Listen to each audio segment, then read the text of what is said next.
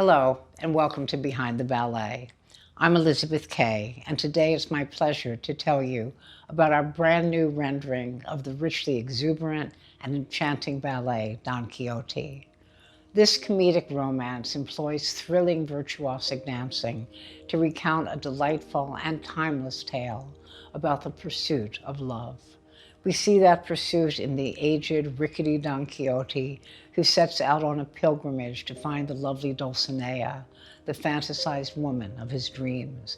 And we see a parallel pursuit in the vibrant young couple he encounters, Kitri and Basilio, who are determined to marry and thus foil Kitri's father's plan to marry her off to a man who is as wealthy as he is foolish.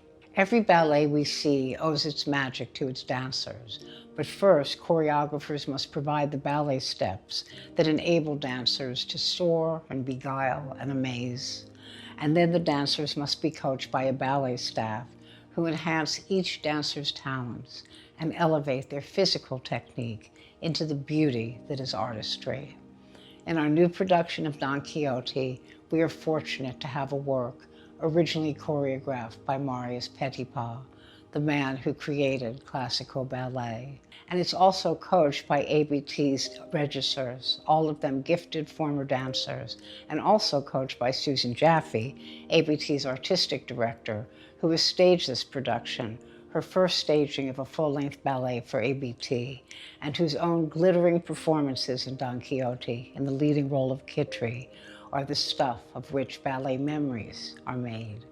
I'd like to tell you a bit about Marius Petipa, who was born in Marseille, France in 1818 and died 92 years later in 1910.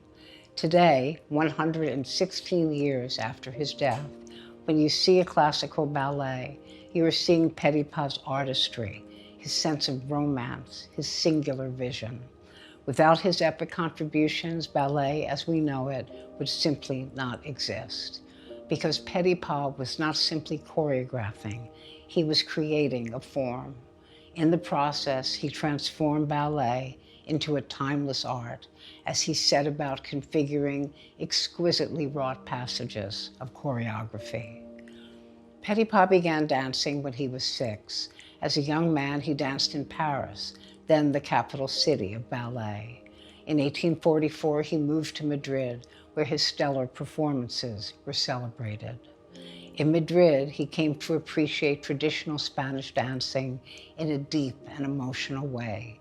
He loved the beats, the castanets, the flourishes, the staccato movements echoing bullfighters. Here's an entry from his diary describing what he saw in Spain. In every street, mass students give concerts on their guitars and mandolins. As they play the famous fandango, couples form, and all is forgotten in the whirlwind of dancers. I wore a Spanish costume. I felt just like a Spaniard and audaciously invited an attractive Spanish woman to dance, and we tempestuously, madly did this characteristic Spanish dance. Petipa's passion for Spanish dance would set the course of his life when his great opportunity finally came. Petipa might have remained in Madrid had he not begun a love affair with a young lady named Carmen, whose mother, a Marquesa, was not pleased. So Petipa and Carmen ran off to France, where they planned to get married. Police were sent after them and found them before the marriage took place. Carmen was forced to return to Spain, and Petipa returned to his family in France. He had destroyed his stellar career for nothing. He was depressed and penniless and needed to get as far from Madrid as possible.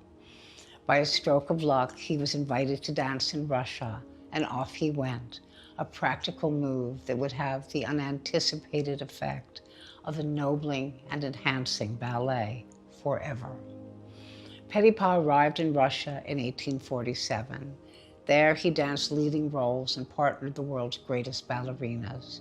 He danced for 22 years, becoming known for portraying complex characters with great dramatic expressiveness. As his dancing life wound down, he turned to choreography.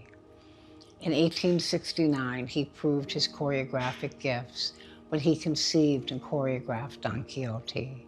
He based it on a story within the classic Cervantes tale, and in creating it, he took ballet, the elegant art that had its beginnings in the majestic decadence of the royal court of France, and fused it with the pulsating movements and rhythms that had so entranced him on the sun-drenched boulevards of Spain.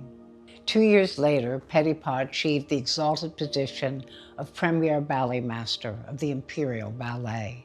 He would retain that title for 32 years, during which he created 50 new full-length works, among them La Bayadere, Ramunda, Paquita, and the pillars of classical dance, The Sleeping Beauty, The Nutcracker, and Swan Lake. In each of these ballets, Petipa employed challenging steps, one of which was the fouette, which is a French word that means whipped. Petipa's fouette require a ballerina to whip her body around 32 times as she pirouettes at warp speed. The dazzling 32 fouettes in Don Quixote's Grand Pas de Deux were not in the original version because Petipa couldn't find a ballerina who could perform them. But in 1893, when the Italian ballerina Pierina Legnani whirled through 32 fouettes in Petipa's Cinderella, he was so thrilled that he added fouettes to every one of his ballets they could possibly fit in. Yet for all that Petipa accomplished, his final years were a struggle for power and relevance. Perhaps inevitably, the dawning of the 20th century spurred an interest among young dancers and choreographers for the new and untried.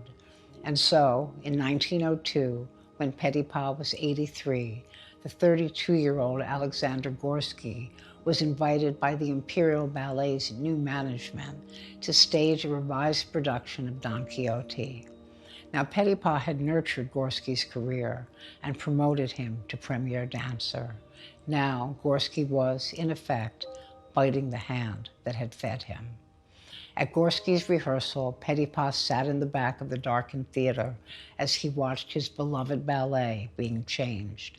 Finally, unable to stand it anymore, he shouted out, "Will someone tell that young man I am not yet dead?" Petipa was besieged, but he was not defeated. In his final years, he polished his great works and never doubted the enduring value of what he had created. That is why one of the final entries in his assiduously kept diary reads, "I am amazing." In Don Quixote, from the moment the ebullient heroine Kitri comes bolting onto the stage, she shows us why Kitri has been described as the freest girl in the world. Her dances with her paramour Basilio, a penniless but charming barber, are as dynamic and thrilling as anything you'll see on a ballet stage. And what is on display with every ABT dancer in Don Quixote is a quality that has a truly mystical dimension, as they reveal not only their talent, but their spirit and fire and their passion for dance that burns so brightly within them that it lifts us out of the everyday world and transports us to Don Quixote's sun-filled realm where beauty and vibrancy abound and true love conquers all. Thank you for joining me for Behind the Ballet.